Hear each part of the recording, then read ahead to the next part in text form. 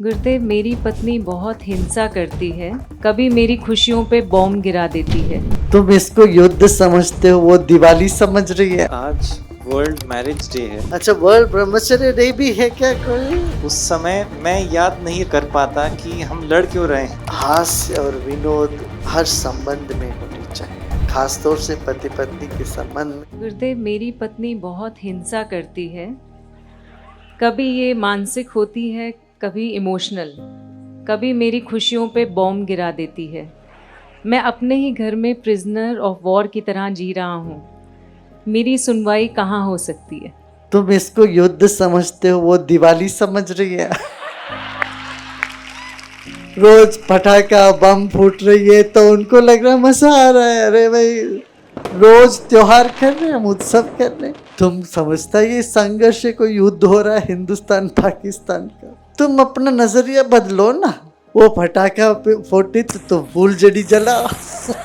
वो फूलझड़ी करती है तो तुम और रॉकेट चलाओ। और तुम सीरियसली लेते हो तो फिर मारे जाओगे। को खेल के जैसे लेना। तुमने वो तो सुना है ना, चंडी की कहानी? हाँ, वैसे करना। नहीं सुना है? एक और पुरुष का ऐसा ही हालत था जैसे तुम्हारी है। वो पत्नी जो भी वो कहेगे उसका उल्टा ही करती थी। पति बोले मुझे नीला शर्ट नहीं पहनना, वो सिर्फ नीला शर्ट को आयरन करके रखती थी। वो बोला मुझे आज ढोकला नहीं खाना, तो वो उस दिन ढोकला ही बनाती थी। जो वो कहते हैं आज मैं बाहर जाऊंगा, चलो बाहर चलते हैं। उनको बाहर जाना ही नहीं था उस दिन। बोलेगी मैं नहीं जाऊंगी। और जब इनको नहीं जाना है वो बोलेगी अभी निकलो। तो बहुत परेशान हो गया। तो ऐसा बहुत परेशान हो गए थे। तो वो उदास होकर के ऐसे शाम को टहलने निकला नदी किनारे। वहाँ एक गुरुजी भी टहलते थे। गुरुजी के पास गए तो गुरुजी ने उनके कान में कुछ बताया। तो 3 महीने बीत गई। फिर वही नदी किनारे गुरुजी भाई अकस्मात मिल गए। तो ये बहुत चेहरा खिला हुआ था इसका। गुरुदेव, आपका मंत्र काम कर गया, अब हम बहुत चैन से हैं। अब तुम सोचो क्या मंत्र बोला होगा गुरुदेव ने। हाँ, यही बोले, तुम्हारे मन की बात उल्टा बोलो। मन और वचन को एक मत करो। मन में कुछ रखो, बोलो कुछ और। तो जो वो करेगी तो वो मन को पसंद हो गया, समस्या हल हो गई। भाई, कम्युनिकेशन माने संपर्क, बोलना, इसमें बहुत लोग चूक जाते हैं। कैसे करना ये नहीं समझ में आता। कोई किसी के प्यार में पड़ते हैं, फिर उनके पॉलिशिंग करने लगते हैं। बहुत प्यार हो जाता है, उसके पीछे पॉलिशिंग होता है। और किसी को भी पॉलिशिंग पसंद नहीं है। पॉलिशिंग माने क्या? संशय। और संशय से प्रेम मर जाता है। प्रेम मर गया तो बोझ लगने लगता है। अरे रोज रोज किसी की कोर्ट मार्शल करें, अपने आप को अपने सबूत दें प्रेम का, ये बहुत बड़ा बोझ है। नहीं भाई, है कि नहीं? बताओ, तू सच में करते हो प्रेम? अरे भाई, कितने बार बोले। अच्छा, इसको दिखाने के लिए वो आता आदमी, वो फूल लेके, आज क्या कुछ गड़बड़ है क्या?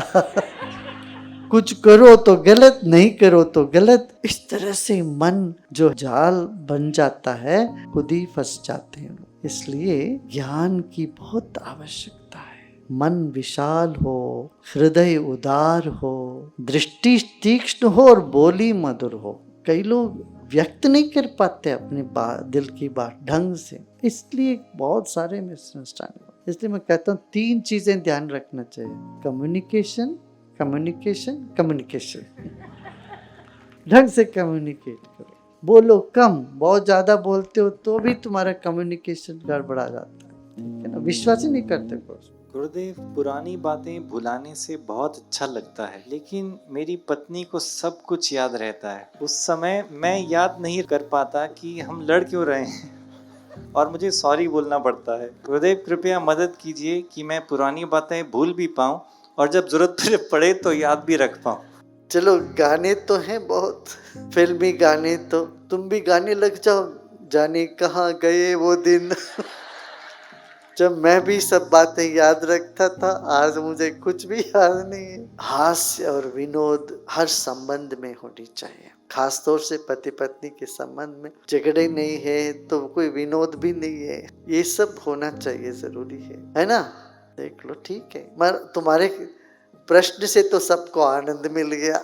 गुरुदेव, आपने एक दिन कहा कि जो गलत है वो अपनी ग्लानि छोड़ दे और जो सही है वो अपना गुस्सा छोड़ दे। क्या इससे गलत करने का लाइसेंस नहीं मिल जाता? मेरे पति ने सालों से ज्ञान को इस तरह ढाल बनाकर इस्तेमाल किया है। मैं कुछ कहूँ तो कहते हैं भूतकाल की बातें ना करो, मुझे वर्तमान में रहने दो। मैं बार बार ये भी कहता हूँ, ज्ञान का गलत इस्तेमाल ना करो। सबको जो जैसा वैसे स्वीकार करो, इसका मतलब ये नहीं कि तुम गलती करते जाओ, तुम्हें स्वीकार करते जाएंगे। ज्ञान का सही उपयोग होना चाहिए, इसीलिए गुरु की आवश्यकता है। गुरु की वाणी, गुरु का वचन बहुत जरूरी है उन दिनों में। निर्णय गुरु करेंगे। अपने आप का निर्णय करना, मन में निर्णय कर लो, अपनी कमजोरियों को बनाए रखने के लिए करते जाओ, ये नहीं चलेगा। मगर देखो, जब जैसे ध्यान में उतरता वो व्यक्ति, उसके अंदर चुभेगा। गलत करने के बाद वो चुभता है अंदर। भले तुम्हें नहीं बताते होंगे, कहते होंगे मैं सब ठीक हूँ, अंदर तो उनको चुभेगा ही। उनका भीतर से चुभना ही उनसे वो गलत काम छुड़वा देगा, वो छूट जाती है फिर। गुरुदेव, आज वर्ल्ड मैरिज डे है। ओह, ऐसा भी एक दिन है? अच्छा, वर्ल्ड ब्रह्मचर्य डे भी है क्या कोई? शादी जीवन में एक बड़ा कदम होता है। आजकल यंगस्टर्स सोचते हैं मेरे पास इतना फ्रीडम है, इसे खोकर अपनी लाइफ कॉम्प्लिकेट क्यों करें। दूसरी ओर माता पिता कहते हैं परिवार का क्या होगा, देश का क्या होगा। तो शादी किस प्रकार के लोगों के लिए रिकमेंडेड है और इतना बड़ा कदम उठाने से पहले किस प्रकार की तैयारी कर लेनी चाहिए? जब कोई युद्ध में प्रवेश करता उससे पहले तैयारी करके जाता है।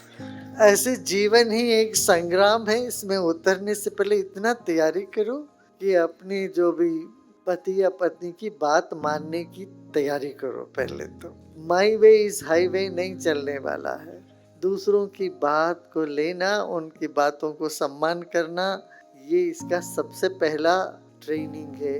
और अपनापन को खोके, मेरे मैं खोके हमारा हमारा हम सब का, ये एक विशाल मनोभाव, दृष्टिकोण अपनाना है। ये तो एक व्यक्ति सारा अपने लिए करता रहता है, सिर्फ अपने लिए, तो वो सीमित हो जाता है उसकी। और सबके लिए करता है, अपनों के लिए करता है, तो उसमें वही की वही एक परिवर्तन आपको नजर आएगा, है ना। तो शादी से पहले यही है, एक दो सबको साथ लेके चलना।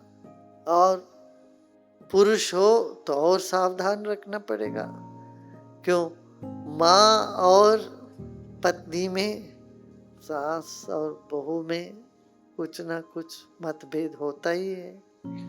यदि ऐसा होता है, उसमें बिल्कुल तटस्थ रहना सीखना पड़ेगा। यही अपने में युक्ति हो सकती है।